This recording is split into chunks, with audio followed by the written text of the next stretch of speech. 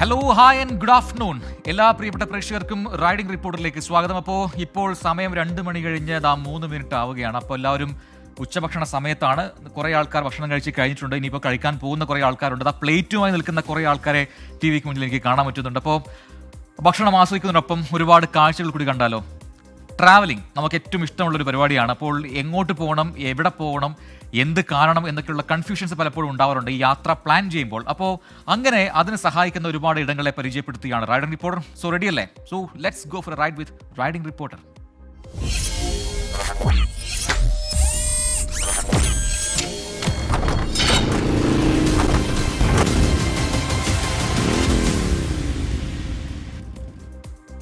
നമുക്കിന്ന് അങ്ങ് ദുബായിൽ നിന്ന് തുടങ്ങാം.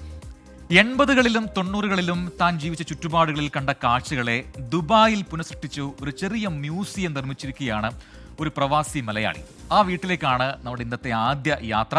വർഷങ്ങൾക്ക് മുൻപ് കേരളത്തിലെ വീടുകളിലെ നിറസാന്നിധ്യമായിരുന്ന പല വസ്തുക്കളും തൻ്റെ ഈ കുഞ്ഞൻ മ്യൂസിയത്തിൽ അബ്ദുള്ള എന്ന ഈ പ്രവാസി മലയാളി സൂക്ഷിച്ചിട്ടുണ്ട്. ഇന്ന് അബ്ദുള്ളയുടെ വീട്ടിലെ ഈ കൗതുക കാഴ്ചകൾ കാണാൻ അറബികളും അവിടെ ധാരാളമായി എത്തുന്നുണ്ട് എന്ന് പറയുമ്പോൾ അത് ഒരു കൗതുകം തന്നെയാണ്. അപ്പോൾ ആ കാഴ്ചയിലേക്കാണ് നമ്മളെ കൂട്ടിക്കൊണ്ടുപോകുന്നത്. ആര്? അരുൺ പാറാട്ട്. നാടിൻ്റെ ഓർമ്മകൾ നെഞ്ചേറ്റിയാണ് ഓരോ പ്രവാസി മലയാളിയും ജീവിതം മുന്നോട്ട് കൊണ്ടുപോകുന്നത്. അതിപ്പോൾ ലോകത്തിൻ്റെ ഏത് കോണിലുള്ള മലയാളിയായാലും മനസ്സിൽ താലോലിക്കുന്നത് പഴയ മധുരമുള്ള ഓർമ്മകളായിരിക്കും. ഇത്തരത്തിൽ പണ്ട് താൻ കണ്ട കാഴ്ചകളെ ഇങ്ങ് ദുബായിൽ പുനഃസൃഷ്ടിച്ചിരിക്കുന്ന ഒരു മലയാളിയുടെ വീട്ടിലേക്കാണ് നമ്മൾ യാത്ര ചെയ്യുന്നത്. പോകാം.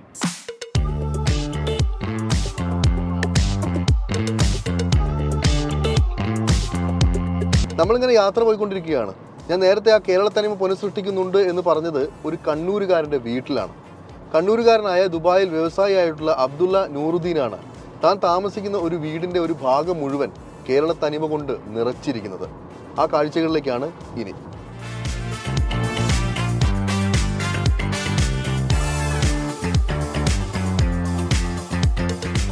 ഞാനിതാ നേരത്തെ പറഞ്ഞ ആ സ്ഥലത്ത് എത്തിയിരിക്കുകയാണ്. ഇതാണ് നേരത്തെ ഞാൻ പറഞ്ഞ കേരളത്തിൻ്റെ പഴമയെ ഗൾഫ് നാടിൽ പുനഃസൃഷ്ടിച്ചിരിക്കുന്ന കണ്ണൂരുകാരനായ അബ്ദുള്ള നൂറുദ്ദീൻ. പഴമയിലേക്ക് പോകാന്നുള്ള ഒരു കൺസെപ്റ്റ് വീണ്ടും ഞാൻ ഇവിടത്തേക്ക് കൊണ്ടുവന്നിരിക്കുകയാണ്. പഴയ കാലങ്ങളും മാതാപിതാക്കളുമായിട്ടുള്ള ആ സംസാരവും അവരുടെ ലെറ്ററും എല്ലാം എടുത്ത് വായിക്കുക, അവരിരുന്ന പോലത്തെ കസേരയിൽ ഇരിക്കുക, ആ ക്ലോക്കും ഇതെല്ലാം അതാണ് എനിക്ക് ഇപ്പോൾ ഒരു രസമായിട്ട് തോന്നുന്നത്. ബാക്കിയെല്ലാം പുതിയതിനോടൊക്കെ മടുപ്പ് വന്ന് വീണ്ടും പഴമയിലേക്ക് പോകാന്നുള്ളതാണ് എൻ്റെ ഇപ്പോഴത്തെ ഒരു കൺസെപ്റ്റ്. ഇങ്ങനൊരു ചിന്ത വരേണ്ടായ കാരണം എന്താ? കാരണം ഒന്നുമില്ല, നമ്മളെപ്പോഴും പഴമയെ ഓർമ്മിച്ചുകൊണ്ടിരിക്കുക. ഇപ്പോൾ തന്നെ നമ്മളിപ്പോൾ പുറത്ത് പാൻറ്റും സൂട്ടും ഒക്കെ ഇട്ട് കഴിഞ്ഞാൽ വീട്ടിലെത്തിക്കഴിഞ്ഞാൽ ഇതിൻ്റെ ഒരു സുഖം ഒന്നിനും കിട്ടില്ല. ഇപ്പോഴത്തെ ബർമുഡ ആയാലും പാൻ്റായാലും ഒന്നായാലും ഇതിൻ്റെ സുഖം കിട്ടില്ല. അതാണ് അതിന്.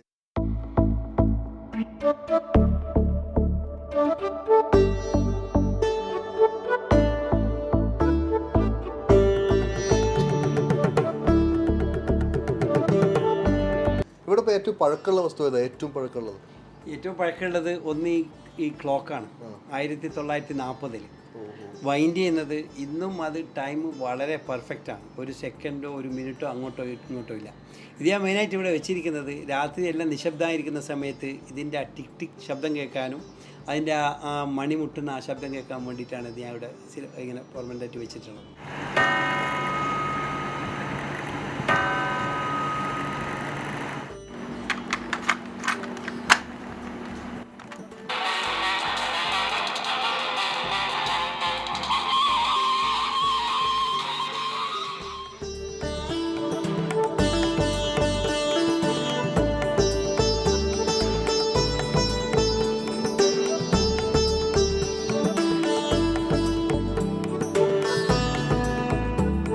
ഇവിടെ വന്ന് കണ്ടതിൽ എനിക്ക് ഏറ്റവും ഇഷ്ടപ്പെട്ട ഒരു പ്രവാസി എന്ന നിലയിൽ എൻ്റെ മനസ്സിനെ വല്ലാതെ സ്വാധീനിച്ച ഒരു സംഗതിയാണ് നമ്മൾ ഇനി കാണാൻ പോകുന്നത്.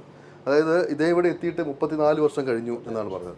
ഈ 34 വർഷം മുമ്പ് അന്ന് കത്തുകളിലൂടെയായിരുന്നു പ്രവാസികൾ നാടിനെ അറിഞ്ഞിരുന്നത്, നാട്ടുകാരുടെ വിശേഷങ്ങൾ അറിഞ്ഞിരുന്നത്.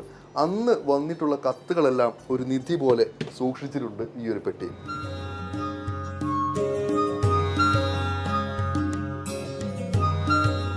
ഇത് എത്ര കൊല്ലം മുമ്പത്തെ വരെ കത്തുകളുണ്ട് ഇതിൽ? ഇത് ഈ പറഞ്ഞ ഞാൻ വന്ന സമയം മുതൽ 1990 മുതലുള്ള കത്തുകളുണ്ട്. ഉമ്മ എനിക്ക് അയച്ചതും എൻ്റെ പെങ്ങന്മാർ അയച്ചതും പെങ്ങന്മാർക്ക് അങ്ങോട്ട് അയച്ചതുമില്ല. അന്ന് കത്തുകളിൽ കൂടി ഫോണും ഇല്ല, ഒന്നുമില്ല. ഉമ്മ മോനെന്ന് പറഞ്ഞിട്ടൊരു കത്ത് ഇങ്ങോട്ട് എഴുതും, നമ്മളൊരു നല്ല വാക്ക് അങ്ങോട്ട് എഴുതും. അങ്ങനെയുള്ള ആ കാലഘട്ടത്തിലുള്ള കത്തുകൾ മുതൽ ഇങ്ങോട്ടുണ്ട്. അപ്പോൾ ഉമ്മയാണ് നമ്മളെ വളർത്തിയതും പഠിപ്പിച്ചതും വലുതാക്കി ഈ നിലയിലാക്കിയ ഉമ്മയാണ്. അപ്പോൾ ആ ഉമ്മാൻ്റെ ഓർമ്മക്കായിട്ട് ഇന്നും ഇത് വെച്ചിരിക്കുകയാണ്.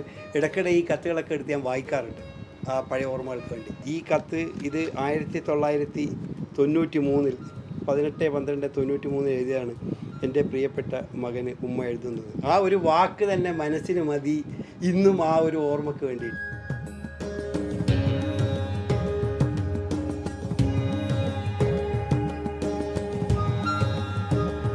ഒരു ഏരിയയിൽ വീട്ടിൻ്റെ മേലയിൽ വെക്കുക, എന്നിട്ട് ഒരാൾ മേലെ ഒരാൾ താഴെ നിൽക്കണം.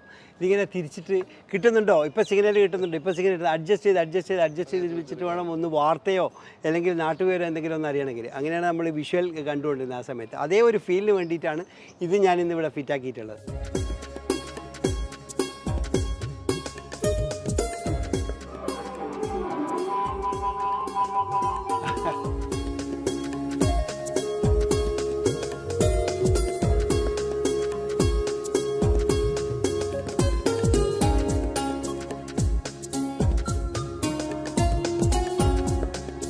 I'm very happy to see something special, something old. When I see something old, really I feel for the past, how I grow, how it was life very easy. Really I feel very, very nice, like I'm in the dream now.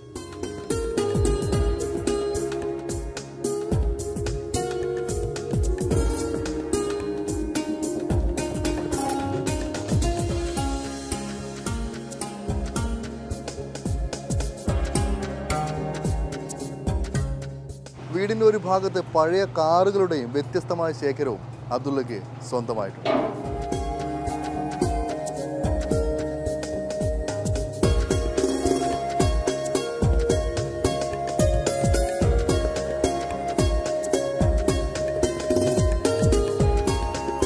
ഈ രീതിയിൽ ഇവിടെ ഈ വീട് മുഴുവൻ പഴമ നിറഞ്ഞു നിൽക്കുകയാണ്.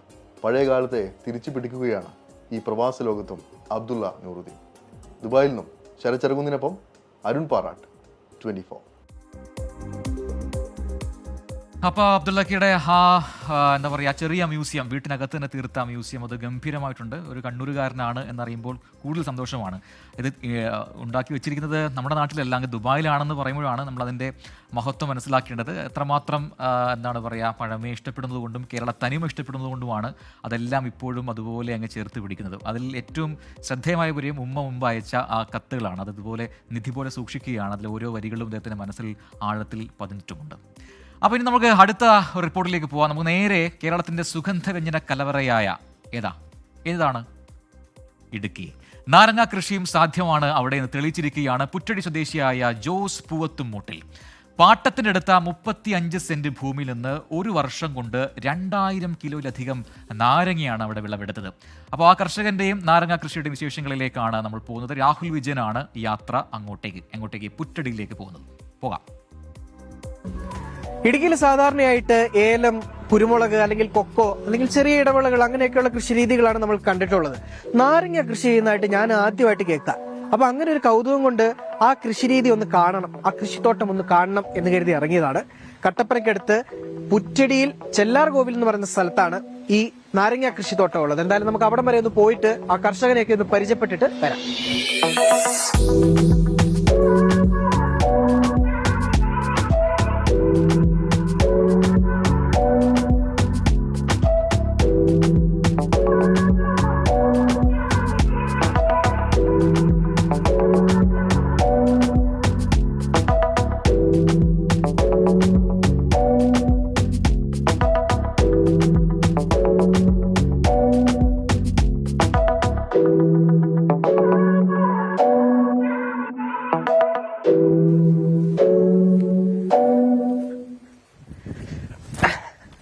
ചേട്ടാ നമസ്കാരം. അപ്പം ഇതാണ് ഞാൻ പറഞ്ഞ ജോസേട്ടൻ, നമ്മുടെ ഇടുക്കിയിൽ അത്ര പരിചിതമല്ലാത്ത നാരങ്ങ കൃഷി ചെയ്ത് വിജയം കൈവരിച്ച കർഷകൻ. 30 സെന്റിലെ ഈ നാരങ്ങ കൃഷിയുടെ വിശേഷങ്ങളും കൃഷി രീതികളും ഒക്കെ ജോസേട്ടൻ തന്നെ നമ്മളോട് പറയും അല്ലെ?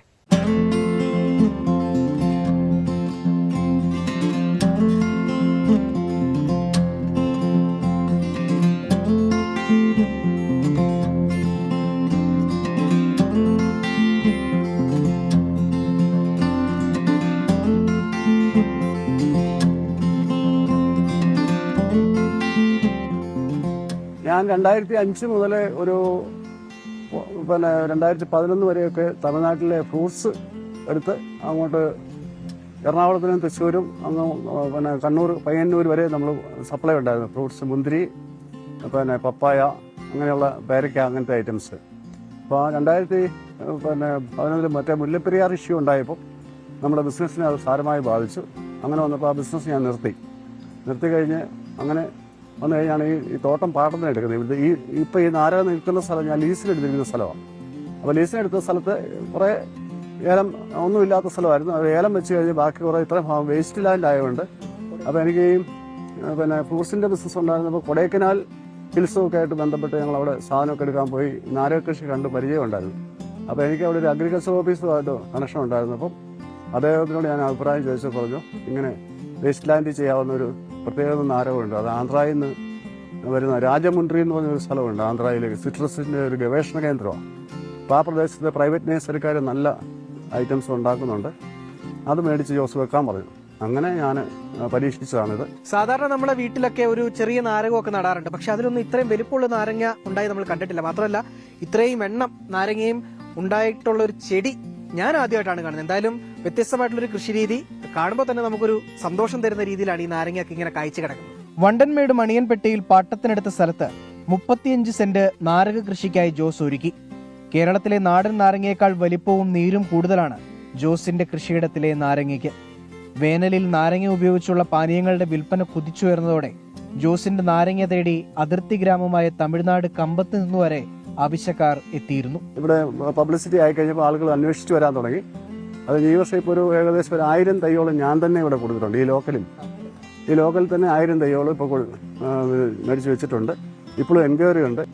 അപ്പോൾ ഈ പ്രദേശത്ത് ഇതുപോലെയുള്ള ഏലം, കുരുമുളക് അങ്ങനത്തെ കൃഷി ചെയ്യാൻ പറ്റാത്ത കുറേ ഇതുപോലെ മറ്റം എന്ന് പറയുന്ന സ്ഥലം ഈ പ്രദേശത്തുള്ളതാണ്. ആ മറ്റപ്രദേശം ഇങ്ങനെ നിറയെ കിടപ്പുണ്ട്. അതില്ലാതെ കൃഷി വ്യാപകമാവും.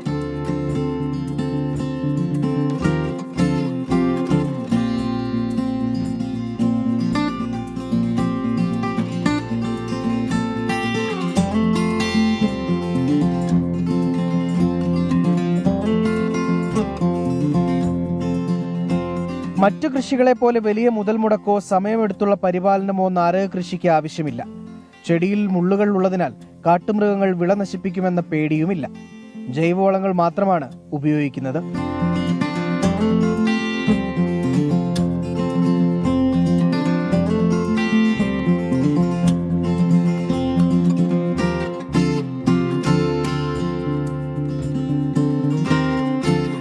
ഇടുക്കിയിൽ ഈ നാരങ്ങ കൃഷി ജോസേട്ടൻ മാത്രമാണ് ചെയ്യുന്നത് നമ്മൾ പറഞ്ഞിട്ടില്ല. പക്ഷേ ഈ മാർക്കറ്റ് ലെമൺ കൃഷിയിൽ ഇത്രയും വിപുലമായ ഒരു വിജയം കൈവരിച്ചിട്ടുള്ളത് ജോസേട്ടനാണ് എന്നുള്ളതാണ് നമ്മളിന്ന് പരിചയപ്പെടുത്തുള്ളത്. എന്തായാലും ഇതുപോലെ വ്യത്യസ്തമാർന്ന കൃഷിരീതികൾ കൊണ്ട് വിജയം കൈവരിച്ച നിരവധി കർഷകർ നമ്മുടെ ഇടുക്കിയിലുണ്ട്. അവരെ തേടിയുള്ള റൈഡിംഗ് റിപ്പോർട്ടറിന്റെ യാത്ര തുടരുകയും ചെയ്യും. മുഹമ്മദ് ഏലപ്പാറയ്ക്കൊപ്പം രാഹുൽ വിജയൻ, 24 ഇടുക്കി. നേരത്തെ പറഞ്ഞതുപോലെ നമ്മൾ അടുത്തതൊരു ഭക്ഷണം തേടിയുള്ള യാത്രയിലേക്കാണ്. അതിനു മുമ്പ് കുറച്ച് കമന്റുകൾ വായിക്കാം. എല്ലാവരും ഇത് അടുത്ത ഈ റിപ്പോർട്ടിനായി കാത്തിരിക്കുകയാണ് കഴിഞ്ഞ കുറേ നേരമായിട്ട്. എല്ലാവർക്കും വേണ്ടത് ഭക്ഷണമാണ്. ഈ സമയത്തിൻ്റെ ഒരു പ്രത്യേകതയാണ്. മന്തി എവിടെ എന്ന് പറഞ്ഞ് പ്ലേറ്റുമായി നിൽക്കുന്ന ഒരുപാട് പേരെ വരിയായിട്ട് കാണാം. അപ്പോൾ ആ വാർത്തകളിലേക്ക് പോകുന്നതിന് മുമ്പേ, ആ കമൻറ്റിലേക്ക് പോകുന്നതിന് മുമ്പ് ദിനേശ് ഹരിപ്പാട് അയച്ച ഒരുപാട് നേരമായിട്ട് ഒരു റിപ്പീറ്റഡ് ആയിട്ട് ഇതേ മെസ്സേജ് അയക്കുന്നുണ്ട്. അപ്പോൾ പ്രജിൻ, ഞങ്ങൾ സൈനികരാണ്. ദിനേശ് അനിലോച്ചിറ, പ്രബിൻ മട്ടന്നൂർ, ഷാജി നായർ കന്യാകുമാരി, ഗൂസ്ബെഗ് ഗുണ്ടൂർ, അഖിൽ കുമാർ ബെഹ്റ ഒറീസ, വിജീഷ് ട്രിവാൻഡ്രം എന്നിവർ 24-ന് 1000 സ്വാതന്ത്ര്യദിന ആശംസകൾ നേരുന്നു. ഇപ്പം സൈനികരാണെന്ന് പറയുന്നു. So big salute to all the warriors out there. തിരിച്ചങ്ങോട്ടും സ്വാതന്ത്ര്യദിന ആശംസകൾ നേരുകയാണ്. ഒരുപാട് പേർ പറയുന്നത്, ആശ പറയുന്നു, മിനി ചേച്ചി, അങ്ങോട്ടും ഇങ്ങോട്ടൊക്കെ കമൻറ്റുകളുണ്ട്. Thank you.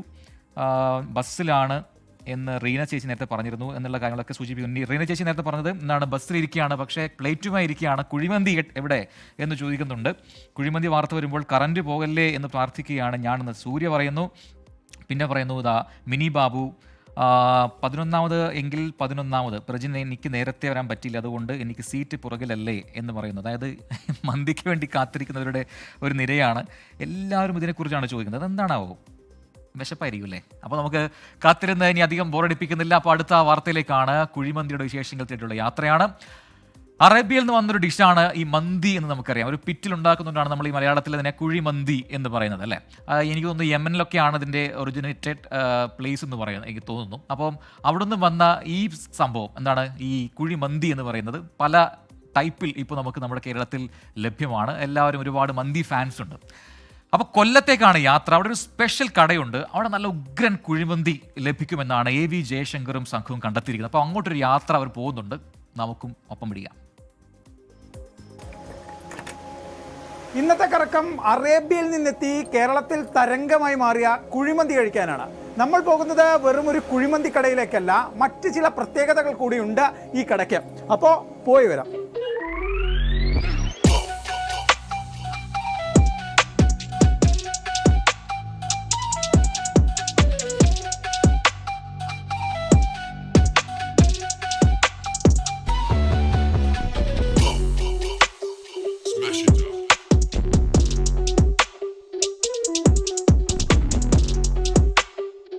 ഈ സെറ്റപ്പ് ഒക്കെ കാണുമ്പോൾ നിങ്ങൾക്ക് തോന്നും കുഴിമന്തി എന്ന് പറഞ്ഞിട്ട് അവസാനം ഓട്ടോ ഗാരേജിലാണ് കൊണ്ടുവന്നിരിക്കുന്നതെന്ന്. അപ്പോൾ ഇതാണ് ഞാൻ പറഞ്ഞ സ്പെഷ്യൽ മന്തിക്കട.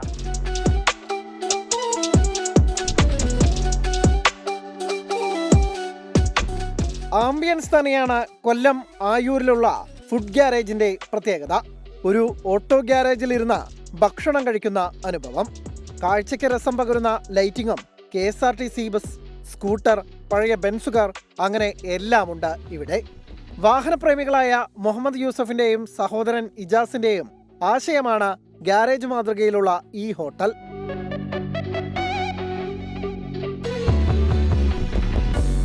കൊറോണ ടൈമിലായിരുന്നു നമ്മൾ വർക്ക് സ്റ്റാർട്ട് ചെയ്ത് തുടങ്ങിയത്. വർക്ക് സ്റ്റാർട്ട് ചെയ്തപ്പം എന്തെങ്കിലും ഒരു ആംബിയൻസ് പിടിച്ചില്ലെങ്കിൽ ആൾക്കാർ അട്രാക്റ്റീവ് വരില്ല. എല്ലായിടത്തും ടേബിളും കസേരയും ചെയറും എല്ലാം ഉണ്ട്. അപ്പോൾ നമ്മളൊരു വെറൈറ്റി ആംബിയൻസ്, പക്ഷേ പണ്ട് തൊട്ടേ വണ്ടികളെ കൂട്ടി ഇഷ്ടമാണ്. ഒരു വണ്ടി ഭ്രാന്തായിട്ട് അങ്ങ് തുടങ്ങി. ഓരോ വണ്ടിയുടെ ഓരോ പാർട്സ് സംഘടിപ്പിച്ച് കുറേ നാളെടുത്ത് സെറ്റ് ചെയ്യാം. ഇങ്ങനെ സെറ്റ് ചെയ്ത് വന്നപ്പോഴത്തേക്ക് ഒരു മൊത്തത്തിൽ ഒരു വണ്ടിയുടെ ഫീൽഡായി. ഇനിയിപ്പോൾ മോഡിഫൈ ചെയ്യണം. ഒരു വർഷത്തിനകത്ത് കുറച്ചും കൂടെ പുതിയ ഐറ്റംസ്, പുതിയ വണ്ടികളൊക്കെ ഒന്ന് ഇറക്കണം. ഒരുപാട് പേര് വരുന്നുണ്ട്, ഫോട്ടോസ് എടുക്കുന്നുണ്ട്, ഒരുപാട് പേര് പേജിലൊക്കെ പോസ്റ്റ് ചെയ്യുന്നുണ്ട്, ഇൻസ്റ്റയിലൊക്കെ പോസ്റ്റ് ചെയ്യുന്നുണ്ട്. ഇപ്പോൾ നമ്മൾ ബെൻസ് ഉണ്ട്, പിന്നെ KSRTCയുടെ ബസ്സുണ്ട്, പിന്നെ auto, Omni, scooter, cycle, jeep, ambassador, അങ്ങനെ വില്ലീസ്, അങ്ങനെയുള്ള ഒരുപാട് ഐറ്റംസ് ഉണ്ട്.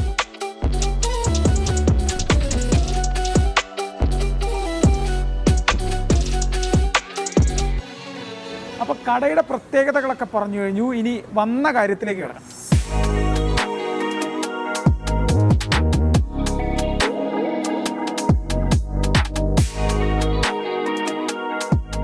അപ്പോൾ അതേ ഇതിനകത്ത് നല്ല ചൂട് മന്തി റെഡി ആയിക്കൊണ്ടിരിക്കുകയാണ്.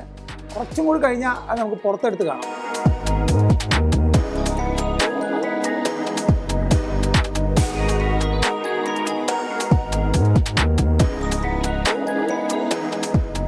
വിദേശിയാണെങ്കിലും മലയാളികളുടെ പ്രിയപ്പെട്ട വിഭവമാണ് മന്തി. 1 മീറ്റർ താഴ്ചയിൽ ചെമ്പിറക്കി വെക്കാവുന്ന രീതിയിൽ കുഴി നിർമ്മിക്കും. ഈ കുഴിയിൽ കനലിട്ട് കനലിന് മുകളിലായി ചെമ്പ് വെച്ച ചൂട് പുറത്തു പോകാത്ത രീതിയിൽ മണിക്കൂറുകളോളം അടച്ചുവെച്ചാണ് കുഴിമന്തി തയ്യാറാക്കുന്നത്. ഉപയോഗിക്കുന്ന മസാലക്കൂട്ടുകളാണ് മന്തിക്ക് രുചി പകരുന്നത്. കുഴിമന്തി, അൽഫാം മന്തി ഉൾപ്പെടെ വിവിധയിനം മന്തികൾ ഇവിടെ എത്തിയാൽ നുണയാം.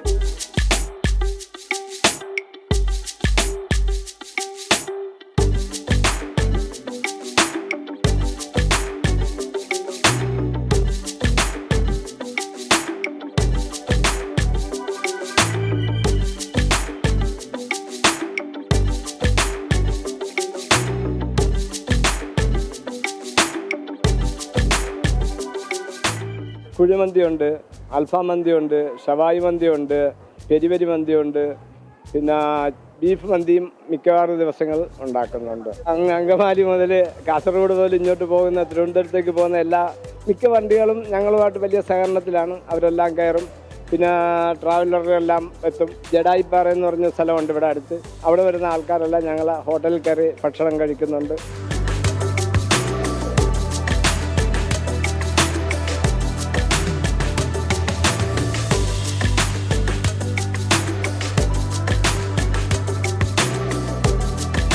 അപ്പം എങ്ങനെയാ, കഴിച്ചാലോ?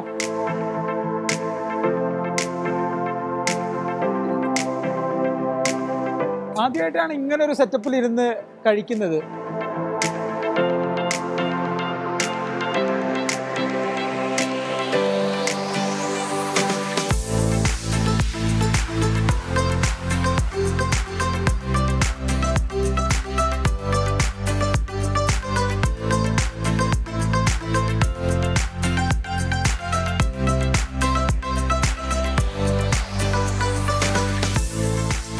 എന്തായാലും മന്തി അടിച്ചു നോക്കാം, കുറേ നേരമായി കാത്തിരിക്കുന്നു.